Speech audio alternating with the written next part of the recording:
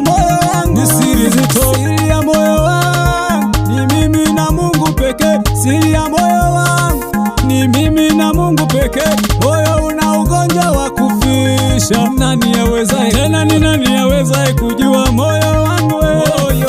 Hata rafiki yangu hawezi kujua moyo wangu.